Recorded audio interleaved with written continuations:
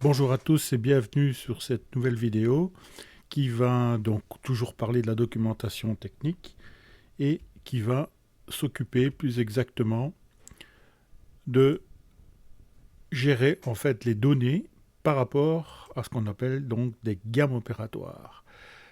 Alors en gros, la gamme opératoire c'est une suite d'opérations à effectuer. Alors, on va commencer d'abord par un petit rappel sur les vidéos précédentes qui sont en rapport avec la gamme opératoire. Et donc, la fois dernière, on avait vu que euh, d'abord, les données techniques servaient à faire un lien avec le système d'information qui, dans la plupart des cas, est un système informatique. Donc, qui va lier aussi bien la comptabilité que la gestion de production, la logistique, la manutention, la maintenance, etc. Et donc, tous ces éléments-là, enfin tous ces secteurs-là auront besoin de données techniques qui seront issues, dans notre cas, de la production. Mais pas que. Mais pour l'instant, on va se concentrer sur la partie, disons, technique. Donc, on aura comme premier critère pour faire fonctionner, si vous voulez, le système d'information, une interconnexion des services. C'est-à-dire qu'il faut que ça puisse parler à chacun dans son propre langage. Donc le comptable, il doit comprendre ce que c'est que les heures de production, par exemple, et donc il va calculer, lui, ce qu'on appelle le taux horaire, c'est-à-dire le coût horaire d'un poste de travail ou d'une opération. Et donc cette cohérence des échanges d'informations est extrêmement importante. Donc pour faire cela, il faut parler le même langage, c'est-à-dire obtenir les mêmes critères ou avoir les mêmes mesures, si vous voulez. Donc là, j'ai parlé de taux horaire. Il faudra d'une part un chronométrage du temps passé sur une opération et en même temps avoir une idée de ce que ça peut coûter en termes de production. Pour faire ça de manière la plus efficace possible, c'est de passer par la codification et ce qui permettra de faire un lien entre les différentes opérations et notamment dans la production. Parce que là, je parle par exemple de comptabilité, mais il faut savoir aussi que on va s'occuper de l'interconnexion de services propres à la production. Donc comme la maintenance, la production en elle-même, la logistique, la manutention, etc., etc. Enfin, qualité, enfin, contrôle, enfin, toutes les opérations ou tous les petits secteurs qui se rapportent directement à la production. Donc, on va jeter un petit coup d'œil sur la codification sans prendre toute la partie, disons, théorique que l'on avait vue la fois dernière, mais simplement pour mettre en évidence les liens qui existent avec la codification et l'intérêt que ça porte aussi à l'échange d'informations entre les différents, comment dire, alors ici, il ne s'agit pas de service forcément, mais de fonctions, voilà, dans la gestion de production. Donc, ce qui va centraliser en fait toutes les opérations, enfin toutes les données plus ou moins, et non pas les opérations, mais disons les données, ça va être la fiche article. Donc, c'est ce qu'on va retrouver au niveau de l'ordinateur central. Donc, tout va être centré là-dessus. Et donc, on aura pour un article un code. On pourrait avoir également l'endroit où se trouve ce produit, habituellement. Donc, c'est-à-dire le positionnement de base, c'est-à-dire le stock d'entrée pour les matières premières et les composants.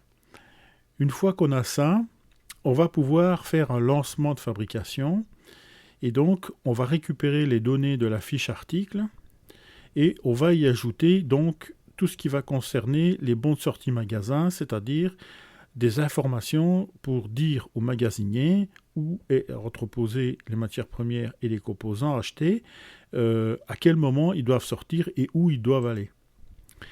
Donc, et aussi à quelle commande est affecté en fait ce produit ou ce composant. Alors il faut savoir que la commande interne elle-même a un code. Donc on va lui affecter un code, donc on appellera donc le code client.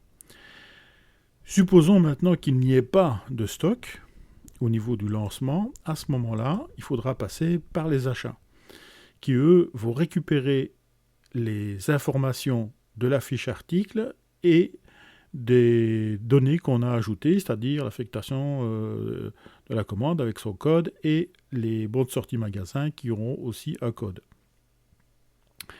Et donc, on va ajouter à ces informations, voilà, donc on retrouve la fiche article, le numéro de commande du fournisseur, qui est aussi, si vous voulez, un code, et un numéro de code en interne pour le fournisseur. Donc il y a le numéro du fournisseur, qui lui va désigner un produit avec son propre numéro, et nous, on va lui réaffecter un code en interne, donc d'un produit acheté, donc que ce soit de la matière première ou que ce soit un composant déjà élaboré, d'avoir une sous-traitance par exemple.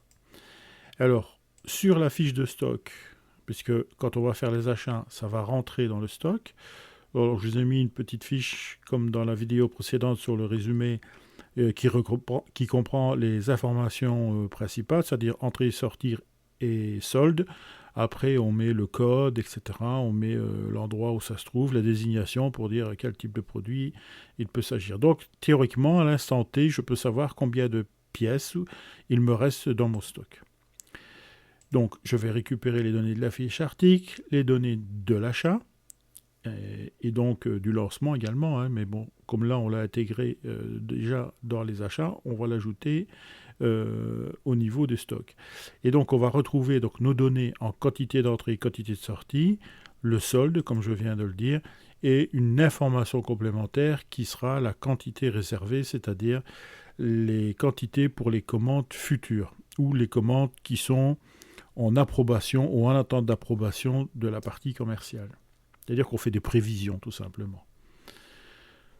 Donc voilà pour la codification. Donc ici, vous voyez l'intérêt et l'interconnexion des différents services, donc achat, stock, lancement, et bon, la fiche article qui est plutôt, disons, un aspect administratif. Maintenant, si on repart dans le processus, en fait, d'information en termes de structure et de relations entre les différents services, on va s'apercevoir que ici, il va se passer quelque chose d'extrêmement important, qui est la qualité en fait des informations et surtout de la transmission d'informations. Donc une mauvaise qualité va provoquer évidemment des malentendus et des mauvais fonctionnements. Et alors quand je dis mauvaise qualité, il s'agit aussi d'un contrôle qu'on va effectuer et qui a des répercussions économiques. C'est-à-dire que là, on risque de produire de mauvaises pièces, tout simplement parce que les informations ne sont pas bonnes ou pas complètes. Ça peut arriver. Et donc, comme je viens de le dire, il y aura des coûts supplémentaires. Donc, comme on l'a vu, la codification va se centraliser sur les produits. Et on va travailler donc aussi sur les nomenclatures. Donc ça, c'était la vidéo précédente qui va reprendre les informations. On va détailler un tout petit peu. Et donc, cette codification, elle va se rapporter également aux tâches qu'on va effectuer. Donc, chaque tâche aura un numéro de code. Donc, vous voyez que ça commence tout doucement à se complexifier, d'où l'intérêt d'être extrêmement précis et rigoureux dans ce qu'on va faire. Et ensuite, donc, on verra les documents. Donc, si on reprend maintenant la nomenclature, pour faire un petit rappel sur la nomenclature, donc on avait vu que la nomenclature, alors j'ai pris l'exemple d'un produit complexe, puisque c'est là où c'est le plus parlant. Donc, produit complexe, je rappelle simplement que c'est un produit qui est composé de plusieurs sous-produits, et donc, ou sous-ensembles, hein, c'est pareil, avec différents niveaux, qui fait que ce produit représente parfois des quantités de pièces extrêmement importantes. Hein. Si vous prenez par exemple un vélo électrique, ça doit faire quelque chose comme entre 700 et 1200 pièces à peu près. Donc ça fait relativement une complexité à gérer. Du coup, donc, on va utiliser nos fameux codes. Donc le produit complexe, en l'occurrence, aura un code. Notre nomenclature est structurée donc, avec un produit fini, et ensuite des sous-ensembles avec des composants, et chaque fois, évidemment, on aura des codes qui sont affectés à chaque niveau de la structure de la nomenclature. La gamme de montage, elle, donc, va nous servir un peu comme la gamme opératoire qu'on va voir juste après, à donner une liste des opérations nécessaires pour pouvoir assembler en fait l'ensemble. Donc on va se servir de la nomenclature évidemment, de manière à pouvoir savoir où monter, quoi monter et en quelle quantité. Donc ici pareil, on va retrouver des codes, donc les codes de phase, d'opération, etc. Ici les gammes opératoires, c'est ce qu'on va voir aujourd'hui, donc plus en détail. Donc c'est la liste des opérations sur les matières premières. Donc, dans la gamme de montage, on aura des matières premières transformées et des pièces qui sont achetées, comme de la visserie par exemple. Donc là, pareil, on va se retrouver avec des codes, donc sur la gamme opératoire en elle-même, sur les composants, les phases, etc. Et tout ça, donc, va être centralisé dans la fiche article qu'on va avoir. Et donc, tous ces codes vont se retrouver dedans. Et c'est pour ça que cette fiche article est essentielle, si vous voulez, dans la gestion d'informations, ce qui nous permettra également de savoir sur un produit précis quelles opérations on doit effectuer, à quel moment. Donc ça va, donc matière première, transformation, donc gamme opératoire. Une fois que tout est fait, donc travailler, à ce moment-là, on peut commencer à assembler et donc obtenir notre fameux produit complexe. Donc voilà pour l'intérêt de cette codification et en même temps donc revoir un peu ce que c'est que la nomenclature pour avoir un peu la structure un petit peu de la composition de différents produits. Maintenant, si on poursuit donc sur la partie tâches, donc gamme opératoire, on en a parlé, les documents, alors ici c'est aussi un document qu'on a déjà vu, tout au moins dans sa fonction de base, que sont les fiches suiveuses. Donc ici, je vous ai mis des fiches suiveuses un peu modernes, avec un lecteur à code barre, avec une douchette, donc l'espèce de petit pistolet là, qui va nous servir à faire des lectures de code barre, et donc on saura à l'instant T où se trouve le produit et quelle étape, en termes de transformation de matière première, il a subi. Donc on aura exactement le même processus pour le montage. Donc on aura des fiches suiveuses aussi. Alors d'une part, vous avez vu que s'il y avait gamme opératoire, transformation de matière première, et gamme de montage qui concerne l'assemblage en fait des pièces. Donc encore une fois, donc cette cohérence d'information, la qualité, etc., va se retrouver sur les fiches suiveuses. Ça veut dire aussi que le suivi sur la ligne de fabrication est extrêmement important. C'est-à-dire qu'il faut une rigueur de la part des opérateurs qui sont sur les lignes de production. Quand je dis opérateurs, c'est tous les opérateurs. Et idem pour les gens qui vont faire les contrôles, par exemple. Ça va. Donc il faut que les documents soient remplis en temps et en heure et de façon précise. Ça va. Donc si possible, sans erreur. Donc ça, c'est très important. Voilà pour le petit rappel. Alors maintenant, passons directement aux gammes opératoires. Alors tout d'abord, pour faire une gamme opératoire, on aura besoin d'un plan. Donc le plan va nous servir à avoir une représentation graphique. Donc on va se limiter à ça pour l'instant, même si vous voyez plein d'informations qui se baladent un petit peu partout sur ce plan, en plus de la représentation de la pièce que je viens d'encadrer en rouge. Donc ça, c'est la représentation de la pièce qu'on doit fabriquer. Ça va ? Donc tout le reste, ce sont des informations complémentaires qui, pour l'instant, ne nous intéressent pas.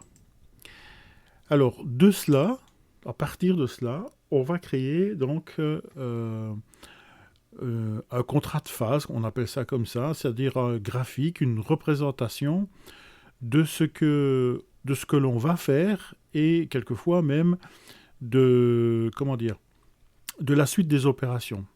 Alors, pareil que sur le plan de représentation, si vous voulez, de la pièce, le plan, enfin, en mode opératoire, donc le mode opératoire étant donc l'élaboration de la gamme, va donner aussi des précisions en termes de fabrication. Donc ce sont des indications qui vont servir à l'opérateur pour savoir ce qu'il doit faire et comment il doit le faire. D'ailleurs, pour faire cela, on va représenter donc ici la pièce brute et on va représenter en fait les zones sur lesquelles on va effectuer le travail qui concerne ce qu'on appelle le contrat de phase. Hein, vous voyez ici au-dessus, voilà, ici, il est noté phase 20. Donc c'est une phase, c'est-à-dire l'usinage avec un tour, hein, une machine, qui va enlever de la matière, dans notre cas. Voilà. Alors ensuite, qu'est-ce qu'on a d'autre comme information sur ce plan, sur ce graphique? C'est en fait la représentation des outils. Alors, c'est pas toujours représenté, mais au plus on est précis, au plus on donne d'informations sur ce qui est à faire et comment le faire, au plus ça facilite le travail pour l'opérateur. Donc il faut toujours que l'opérateur puisse se rapporter, se raccrocher à une espèce d'aide-mémoire. Donc même si il connaît très bien sa machine, très bien les outils, les outillages qu'il faut utiliser avec telle pièce, etc., de mémoire, il est quand même bon de toujours avoir une espèce de petit rappel, de checklist sur la façon de travailler. Alors on va voir pourquoi c'est très important un peu après.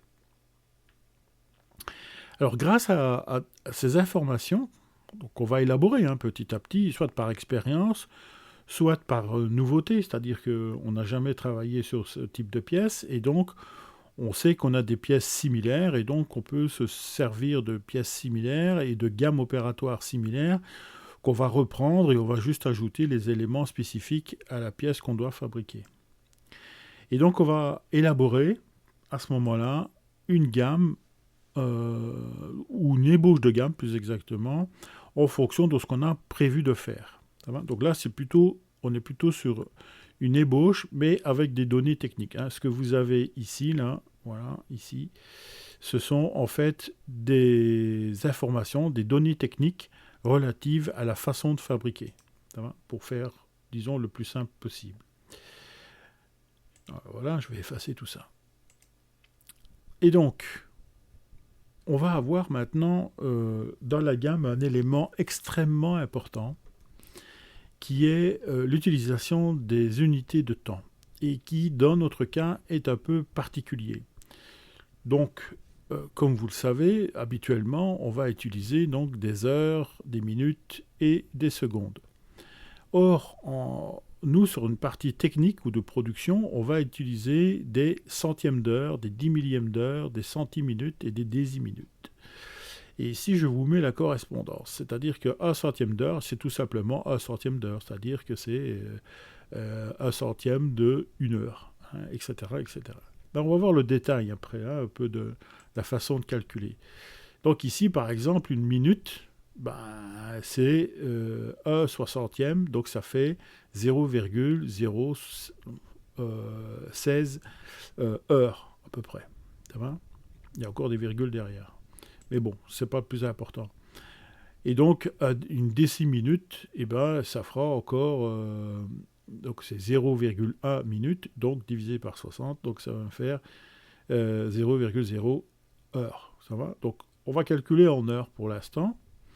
Et on va voir qu'on va pouvoir modifier cela. Donc, pour avoir des centièmes d'heure, il serait peut-être bon de chronométrer en centièmes. D'accord ? Et donc, en l'occurrence, ici, en centièmes de minute. Avec un chronomètre spécial qui, lui, ne va pas calculer de 0 à 60, mais de 0 à 100. D'accord ? Donc, c'est ça un peu la particularité. Alors, on va voir pourquoi c'est utile. Donc, si on fait un petit rapprochement à un centième d'heure, alors je vous fais pas grâce des calculs parce que je vais vous les montrer, mais disons que c'est juste pour vous donner l'information et comment on a effectué, disons, ce type de calcul. Donc, pour trouver un centième d'heure, on a divisé une heure par 100, évidemment. Donc, une heure, c'est 60 minutes, divisé par 100. Donc, ça nous donne 0,6 minutes fois 60 secondes, donc ça va nous donner 36 secondes. Et donc, idem pour un 10 millième d'heure, ça va nous donner 0,36 secondes, évidemment. Et si je fais le calcul inverse, c'est-à-dire 10 000 divisé par 3600, je vais trouver 2,777 10 millièmes d'heure. Donc, vous voyez que effectuer ces calculs, c'est un peu, fastidieux, c'est lourd, ça prend beaucoup de temps, etc. Donc, on va voir pourquoi donc maintenant on va utiliser ce temps en centième d'heure. Donc en production, cela permet d'effectuer des additions simples. Alors voyons par un petit exemple. Si on prend une opération qui ferait d'abord 10 minutes et qui me donnerait 0,16 heures, ensuite 62 minutes qui me donnerait 1 heure et 0,33 heures. Donc si je fais le total en minutes, pas de problème, j'ai 72 minutes. Si je fais le calcul en heures, ça va me faire 1 heure, 193. Ok. Sauf que ça, il va falloir que je le recalcule pour le transformer en minutes. Et c'est là que ça devient un peu difficile. D'accord. Donc il faut faire tous les calculs que je vous ai montrés juste avant, pardon. Du coup, la transformation d'unité se fait par multiple de 60, si on veut calculer en heures, en minutes ou en secondes. Ça va. Donc ça, c'est compliqué pour le faire. Il faudrait chaque fois faire le calcul. Alors la transformation d'unité donc, se fait par multiple de 10 dans le cas des centièmes d'heure. Et là, ça ne me pose aucun problème, quoi. C'est simplement un multiple de 10 à chaque fois. Et donc, toutes les données vont être en centièmes d'heure ou 10 millièmes d'heure. Alors, vous me direz, aujourd'hui, ça ne me pose pas un problème, puisqu'on peut le faire par ordinateur. C'est l'ordinateur qui se charge de faire les calculs. Ce qui est tout à fait possible. Ça va. Donc, on peut le faire comme ça, il n'y a pas de souci. C'est pas le problème. Alors, voyons maintenant sur la présentation, disons, générale d'une gamme opératoire. Donc, il s'agit ici de données de base. On verra que ça va se complexifier un tout petit peu, mais simplement pour attirer votre attention ici sur les temps, donc comme on vient de le voir, donc en centième d'heure, c'est pour ça que vous avez CH là, dans la colonne, et donc vous avez un temps de préparation. Alors ce temps de préparation, en général, ça va correspondre à des montages d'outillage, des réglages, etc. Tout ce qui va concerner, si vous voulez, la préparation du travail à effectuer. Donc, qui est un temps fixe. Ensuite, vous aurez des temps ici de production. Ça va ? Ah oui, c'est vrai que là, je n'ai pas précisé, j'ai oublié de vous le dire, cette partie peut également aussi avoir une gamme opératoire. Donc on peut, c'est pour ça que je parlais de gamme de base, parce qu'en fait, si vous voulez, quand les opérations de préparation sont extrêmement importantes, imaginons que vous ayez à forger des pièces, et donc il faut allumer le four, déjà. Ensuite, il faut attendre que le four monte en température. Une fois que c'est fait, il faut enfourner les pièces et il faut les enfourner avec une quantité précise pour que la chaleur soit répartie sur l'ensemble des pièces et que toutes les pièces aient à peu près la même température. Donc il faut aussi attendre que ça monte en température. Et ensuite, donc, on pourra seulement travailler. Donc vous voyez que le temps peut être aussi relativement important. Sans oublier que quelquefois, il faudra faire un petit peu de nettoyage, voire des petites maintenances, maintenance préventive. Et tout ça, toutes ces opérations, on peut les regrouper dans une autre gamme qui serait une gamme de opératoire, en fait, pour le temps de préparation. Alors, sachez simplement que quelquefois, c'est pas forcément détaillé à côté, c'est peut-être intégré dans la gamme principale. Donc voilà pour la remarque. Ensuite, vous avez vu qu'on avait un temps de série, c'est-à-dire que là, on n'a pas un temps par pièce à fabriquer, mais bien par groupe de pièces, ou série, ou encore de ce qu'on appelle aussi des lots de pièces. Par 10, par 100, par 1000, tout dépend un petit peu de ce qu'on fabrique. Rappelez-vous qu'on avait vu qu'il y avait ce qu'on appelle des fabrications de masse. Alors, on retrouve ici donc des indications supplémentaires. Donc ici, le numéro de la machine, c'est-à-dire que chaque machine dans le parc machine qui se trouve sur les ateliers a un numéro. Alors, pour évidemment la fabrication, et donc les méthodes, et donc les gammes opératoires, mais ça va servir également à la maintenance. Ça. Voilà, j'efface ça. Et donc ici, vous avez les phases. Alors, ici, une petite remarque. Vous avez ici, vous voyez, les phases vont toujours être... Enfin, ou par 10 ou par 100. Alors pourquoi est-ce qu'on fait ça? Tout simplement parce que ici, si j'avais oublié une phase entre les deux, ou si je fais une modification, je vais mettre par exemple 110. D'accord? Et puis je vais ajouter, je vais intercaler. Donc je vais insérer une ligne entre les deux ici. D'accord? Je vais avoir une opération supplémentaire. Et ça va me permettre de pouvoir le modifier sans modifier le reste de ma gamme. Ça va? Alors ça, c'est surtout important lorsqu'on fait des gammes un petit peu rapidement, à la main, par exemple, ou sur un tableur Excel. Donc pas sur un logiciel de GPAO, donc de gestion de production assistée par ordinateur, ou un ERP. Alors, justement, on va voir un peu... j'ai pris un exemple d'une gamme opératoire manuscrite. Pourquoi ? Tout simplement parce que là, on va mettre un ensemble d'informations qui me sera nécessaire pour être le plus précis possible.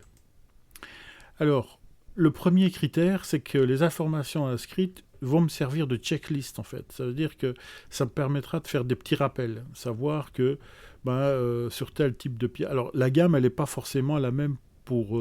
la présentation n'est pas toujours la même pour tous les types de pièces, ça va ? Mais par secteur, par exemple, si on va travailler sur du montage électrique ou sur de l'usinage, du forgeage, par exemple, comme je l'ai indiqué tout à l'heure, ou, je sais pas, d'autres opérations un peu spécifiques. Donc ça, c'est quand même un élément important lorsqu'on fait ça à la main. À la main ou sur un tableur Excel, à la limite. Alors en théorie, donc il faut des lignes, comme on l'a vu dans l'exemple précédent, afin d'éviter donc les surcharges. Bon, ça c'est surtout pour quand on fait ça à la main. Alors les temps totaux, ici, donc on a un temps total, ça va permettre de planifier. Donc on se souvient que dans le circuit en fait de commande ou de lancement de production, on va ordonnancer, ensuite on va planifier. Et donc dans la planification, j'ai besoin du temps qu'on va mettre pour l'ensemble de la fabrication, enfin de la quantité à fabriquer. Donc là, je vous renvoie à la vidéo précédente sur les nomenclatures où on fait les calculs des quantités. Donc il suffit de multiplier la quantité, évidemment, par le temps total ici qui est inscrit. Alors, on va se servir aussi donc des informations qu'on va obtenir, donc, notamment sur le temps total qu'on vient d'évoquer, et donc sur les services destinataires. Donc ça reprend un peu ce que je vous ai dit au début dans le rappel, en vous disant que c'est bien relié à d'autres services. Vous voyez ici, donc prix de revient, méthode centrale, direction, fabrication, méthode, études, etc. etc. Voilà. Donc il va y avoir une communication à faire avec ce document sur les différents secteurs. Donc la somme des temps et des coûts peuvent nous donner donc le fameux prix de revient, donc, qui est très important parce qu'il sert de contrôle en fait. C'est-à-dire si par exemple on effectue des opérations de façon différente de ce qu'on a l'habitude de faire, parce qu'on a une casse machine et qu'on ne peut pas le faire sur la machine qui est assignée habituellement, à ce moment-là, on va avoir des temps qui seront différents. Donc, mais il faut savoir pourquoi. Donc ça, c'est pour ça que c'est toujours ce phénomène de rigueur qui est extrêmement important dans la transmission de données. Alors que la gamme aussi peut se transformer en fiche suiveuse, c'est-à-dire que plutôt que de rester un document simplement, comme je l'ai indiqué moi, comme checklist et donc comme support pour les opérateurs, elle sert aussi, dans le cas d'une gamme opératoire, disons, manuscrite ou par exemple pour les petites entreprises, elle peut en même temps servir de fiche suiveuse. Ça va ? Surtout lorsque on n'effectue pas des pièces de façon récurrente. Et donc on va mettre une petite case que j'ai entourée en rouge sur les modifications.